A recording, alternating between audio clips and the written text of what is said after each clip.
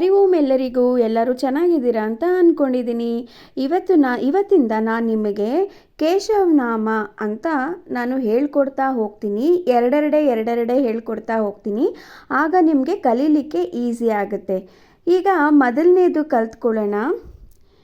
ಈಶ ನಿನ್ನ ಶರಣ ಭಜನೆ ಆಸೆಯಿಂದ ಮಾಡುವೇನು, ದೋಷ ರಾಶಿ ನಾಶ ಮಾಡು ಶ್ರೀಶ ಕೇಶವ. ಇನ್ನೊಂದ್ಸಲ ಹೇಳೋಣ. ಈಶ ನಿನ್ನ ಶರಣ ಭಜನೆ ಆಸೆಯಿಂದ ಮಾಡುವೇನು, ದೋಷ ರಾಶಿ ನಾಶ ಮಾಡೋ ಶ್ರೀಶ ಕೇಶವ. ಈಗ ಎರಡನೇದು ಕಲ್ತ್ಕೊಳ್ಳೋಣ. ಶರಣು ಹೊಕ್ಕನಯ್ಯ ಎನ್ನ ಮರಣ ಸಮಯದಲ್ಲಿ ನಿನ್ನ ಚರಣ ಸ್ಮರಣೆ ಕರುಣಿಸಯ್ಯ ನಾರಾಯಣ. ಇನ್ನೊಮ್ಮೆ.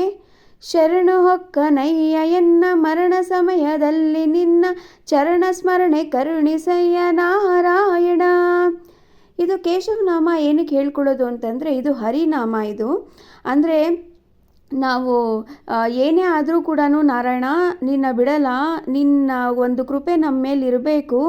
ಮತ್ತು ಇದನ್ನು ನಾವು ಹೇಳ್ಕೊಳ್ಳೋದ್ರಿಂದ ಎಷ್ಟೋ ಜನ್ಮದ ಪಾಪ ರಾಶಿಗಳು ನಮಗೆ ಕಳೆದಂಗೆ ಆಗುತ್ತೆ. ಸೊ ಹಾಗಾಗಿ ಎಲ್ಲರೂ ಕೇಶವನಾಮ ಹೇಳಿದ್ರೆ ತುಂಬಾ ಒಳ್ಳೆಯದು.